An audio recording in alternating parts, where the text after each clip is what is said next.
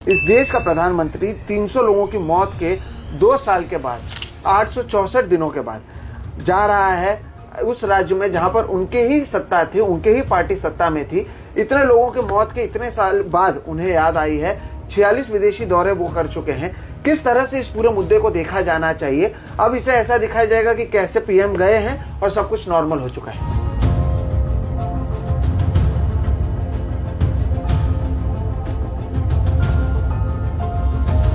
वो मणिपुर में जो गए हैं वो 99% लोग जो उनके साथ या भीड़ में दिखेंगे वो यहीं से लेके गए होंगे। मणिपुर का कोई व्यक्ति प्रधानमंत्री का स्वागत करने के लिए उत्सुक भी नहीं है, आएगा भी नहीं। मणिपुर का जो क्षेत्र है, अपने क्षेत्र पे सीमित अगर आप पकड़ो तो नेपाल से भयानक हादसा हुआ है। वहां पर औरतों को नंगा करके घुमाया गया, जिसमें हमारे अर्धसैनिक बलों का कोई उपयोग नहीं हुआ।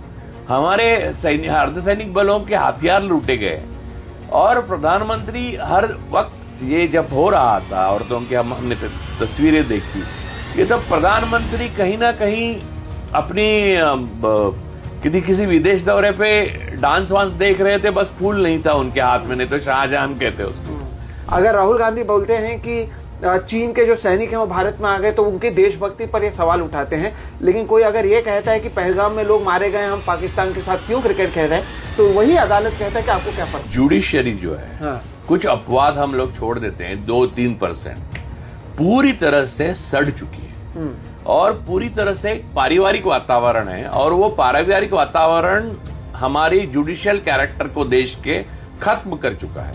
जिस दिन जज लोया का मृत्यु हुई, जिस दिन, उस दिन के बाद इस देश की जुडिशरी के सारे जो चेहरे हैं और नकाब है वो नागपुर के रवि भवन में दफनाए गए हैं। उसके बाद अगर वो खोद के जब तक आप कंकाल उससे निकालते नहीं हो तब तक इस देश की जुडिशरी को दुरुस्त करना नामुमकिन है। प्रधानमंत्री अडानी का प्रधानमंत्री है तो भारत को अपना प्रधानमंत्री चुनने का हक है। नक्सलवाद का समर्थन किया तो आप देशद्रोही है, खालिस्तान का समर्थन किया तो आप देशद्रोही है, एकदम बराबर है। पाकिस्तान के बारे में नारे लगाए आप देशद्रोही है। गाजा हमारा दोस्त राष्ट्र है, उसका झंडा भी फहराए तो भी हम लोग जेल में डालते हैं, बराबर। तो हिंदू राष्ट्र बोलना भी देशद्रोह है। सही बात है, सही बात। तो भागवत भी देशद्रोही है और मोदी भी देशद्रोही। मोदी के निर्बल और दुर्बल नेतृत्व की वजह से पूरे साउथ एशिया में पाकिस्तान भारत पर हावी हो चुका है। एसीओ में एंटी टेरर ग्रुप का हेड उसको बनाया गया। चाइना और पाकिस्तान अब अलग ही नहीं है और रशिया भी अब पाकिस्तान के साथ जा रहा है क्योंकि चाइना जा रहा है। ऑब्वियसली चाइना लीड कर रहा है। ऐसी स्थिति में अमेरिका से रोज टैरिफ लग रहे हैं और भी कई चीजें हो रही है। अडानी के ऊपर वो समन्स जो है अडानी तक पहुंचा नहीं, इसके लिए और सख्त हो रहा है अमेरिका। तो इस स्थिति में हमें पाकिस्तान भी एक भारी देश लगने लगा है।